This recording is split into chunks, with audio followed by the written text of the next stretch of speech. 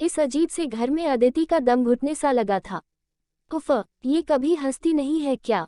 जब से अदिति ब्याह कर आई थी, उसने मीनाक्षी का मुंह चढ़ा हुआ ही देखा था। शुरू के कुछ दिन तो बहुत से मीठा बोलती थी, बाद में हमेशा तीखे शब्द ही बोलती है, और कई बार तो व्यंग बाण भी छोड़ती थी।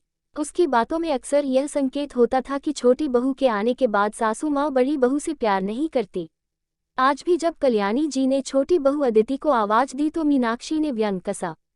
हाँ भाई, अब तो हर काम के लिए छोटी बहू अदिति को ही बुलाया जाएगा। छोटी बहू लाडली है, अब हमें कौन पूछेगा। अब सासू माँ को बड़ी बहू अच्छी नहीं लगती।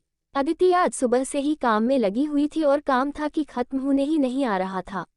ये काम खत्म करती कि दूसरा काम सामने आ जाता था।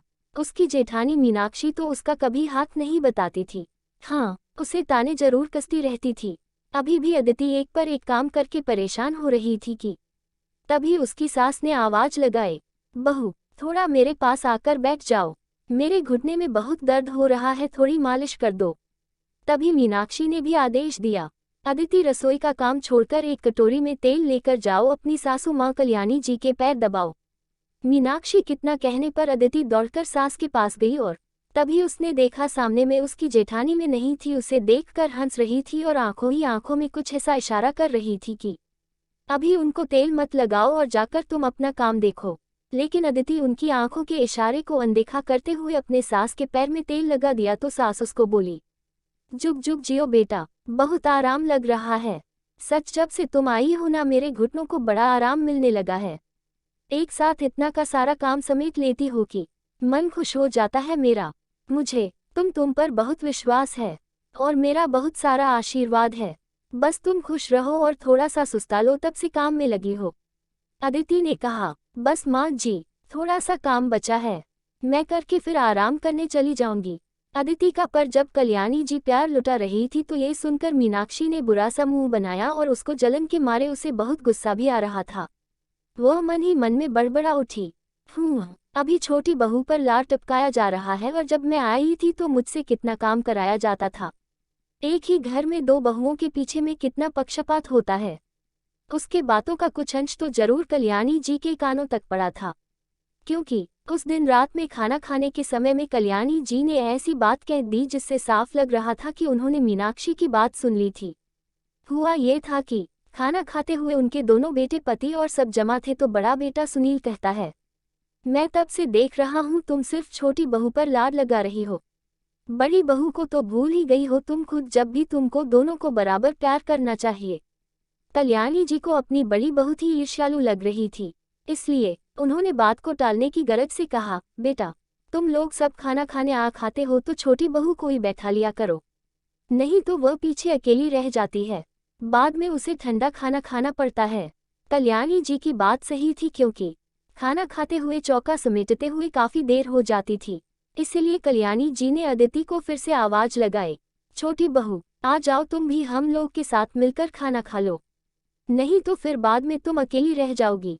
अब दोबारा जब अदिति का नाम बुलाया गया तो मीनाक्षी का सर्वांग गुस्से से जल जल करने लगा।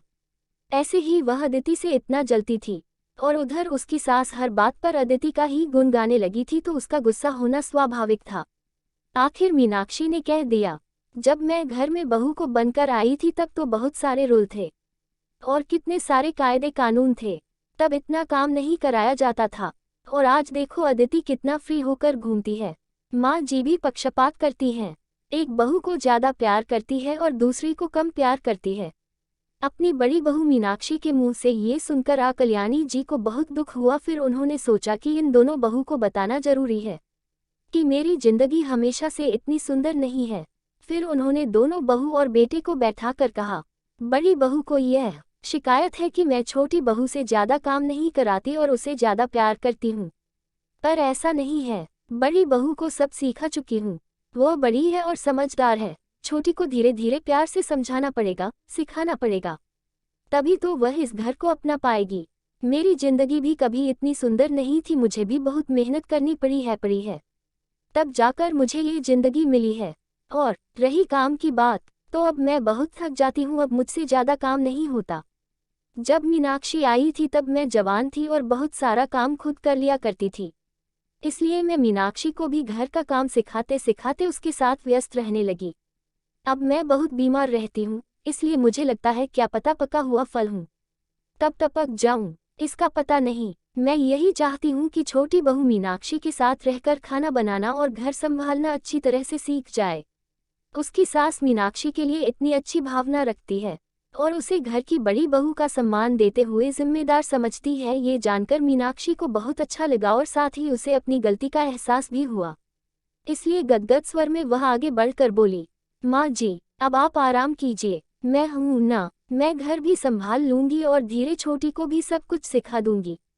आप सिर्फ अपना ध्यान रखिए, आप खुश रहेंगे, स्वस्थ रहेंगे तो पूरा घर मुस्कुराएगा। मुझे तुम पर पूरा विश्वास है बड़ी बहू, तुम ही तो मेरे बाद इस घर को संभालोगी और छोटी को भी सिखाकर अपने साथ रखोगी। तुम दोनों देवरानी जेठानी की तरह नहीं बल्कि बहन की तरह रहोगी, यही मेरी ख्वाहिश है। इस बात पर दोनों बहुएं और दोनों बेटे भी हंस पड़े और पूरे घर में खिलखिलाहट गूंजने लगी। जिस घर में बहू के हंसती मुस्कुराती है, पता तो है कि उस घर में खुशियां आकर ठहर जाती है। उस दिन के बाद से मीनाक्षी को कभी भी छोटी बहू से जलन नहीं होती थी, उल्टा वह आगे बढ़कर उसे सब कुछ सिखाती थी और बहुत प्यार से पेश आती थी। वह कल्याणी जी की भी पहले से ज्यादा इज्जत करने लगी थी। पूरा घर एक सूत्र में बंध गया था। कल्याणी जी की समझदारी से घर टूटते टूटते बच गया था और देवरानी जेठानी में ईर्ष्या की जगह प्यार की नदियां बहने लगी।